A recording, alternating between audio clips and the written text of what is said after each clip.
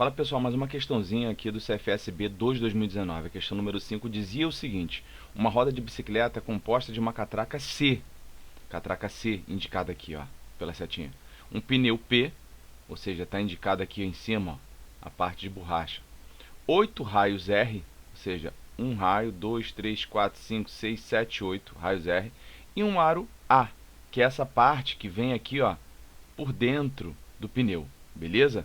A distância D é essa aqui, ó, do centro da catraca à borda do pneu, ou seja, daqui do centro da catraca até a borda do pneu é de 0,6 metros, conforme o desenho abaixo. A catraca está unida aos raios que, por sua vez, estão presos ao aro. O pneu é preso ao aro. Essa montagem permite que a catraca e o pneu girem juntos e coaxialmente, ou seja, estão no mesmo eixo.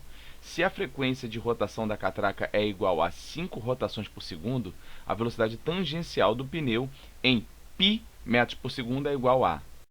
Fala a verdade, pessoal. Se vocês se deparam com uma questão dessa no meio da prova, com esse monte de informação, um monte de desenho aqui, nada, quase nada de número, colocando a velocidade em π metros por segundo, logo dá um medinho, não é verdade? Mas, gente, olha só, eu vou mostrar para vocês que esse é um exemplo daquilo que a gente tem que se preparar para a questão, para a prova. É uma questão muito simples, em 2 tacadinhas a gente vai resolvê-la, mas ela dá essa impressão de que há uma necessidade de fazer um monte de cálculo, que todas essas informações terão que ser usadas. Então vamos lá tentar resolver e vamos ver como que ela começa a ficar fácil. Bem, o que eu acho que é fundamental nessa questão, pessoal, a gente se ater a isso aqui: a catraca está unida aos raios que, por sua vez, estão presos ao aro. O pneu é preso ao aro. Essa montagem permite que a catraca e o pneu girem juntos coaxialmente. Quando ele falou isso, ele está simplesmente dizendo que todas essas estruturas elas estão bem ligadas, elas estão presas, de forma que qualquer voltinha que a catraca dê aqui vai ser transmitida exatamente a mesma volta para o aro e será transmitida a mesma volta para o pneu. Não é o caso de, por exemplo, a catraca dar 3 voltas, enquanto o pneu dá 2 voltas, uma volta. Então, se qualquer uma dessas estruturas aqui circulares, ela der uma volta, elas derem uma volta, as outras estruturas também darão a mesma quantidade de voltas. E aí, logo em seguida, a questão fala o seguinte, né? Fala aqui, se a frequência de rotação da catraca é de 5 rotações por segundo, né? A gente pensa logo em hertz, frequência. E aí ele fala qual vai ser a velocidade tangencial do pneu em π metros por segundo. Beleza? Então, gente, eu vou preferir utilizar a seguinte informação. Em vez de pensar em frequência aqui, vai ser muito mais interessante para mim pensar em velocidade angular. Por quê? Porque, pessoal, olha só.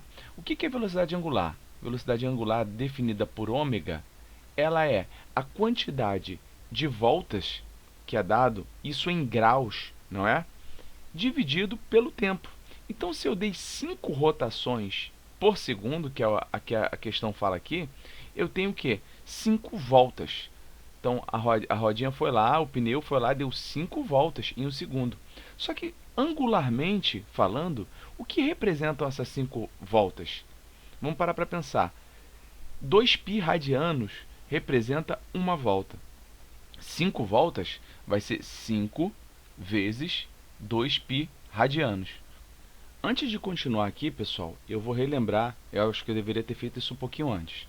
Quando a gente fala em velocidade angular, a gente está falando sobre, assim como a gente tinha na velocidade linear a variação do espaço dividido pelo tempo, quando a gente está falando em velocidade angular, a gente tem a variação do ângulo, da grandeza angular por algum tempo, ou seja, a variação do espaço angular a gente geralmente chama de φ, delta θ, pode ser também o ângulo que a gente está trabalhando, dividido pela variação do tempo. Concordam comigo? Essa é a ideia de velocidade sempre, essa divisão, essa razão entre algo espacial por algo temporal.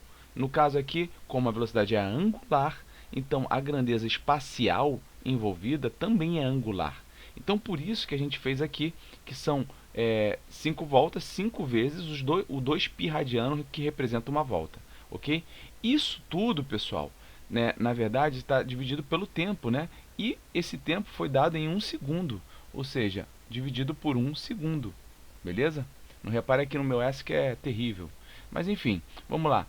Velocidade angular, então, vai ser igual a 10 π radianos sobre segundo, certo?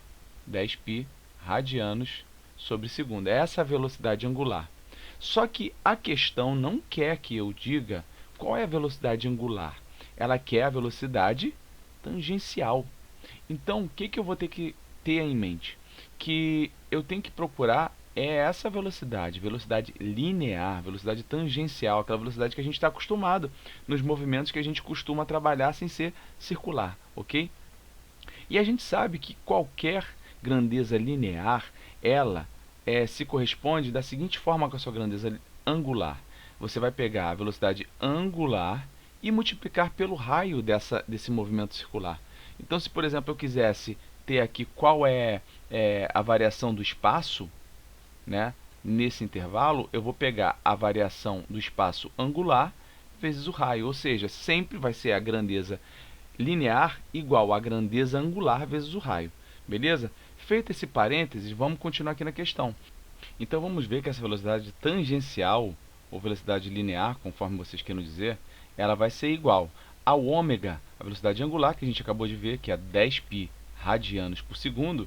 Isso tudo vezes o raio, que foi dado na questão também. Ó. Fala aqui que o raio é igual a 0,6 metros, ou seja, 0,6 metros. Desta forma, pessoal, nós temos que 10 vezes 0,6 vai dar 6 π. Só que agora, como eu transformei a grandeza angular para linear, nós temos que agora temos a velocidade em metros por segundo. E a questão nos fala o seguinte, ele quer perguntar qual vai ser a velocidade tangencial do pneu em π metros por segundo. Então a gente vai separar essa parte aqui, em π metros por segundo vai ser 6, ok? Então, letra C.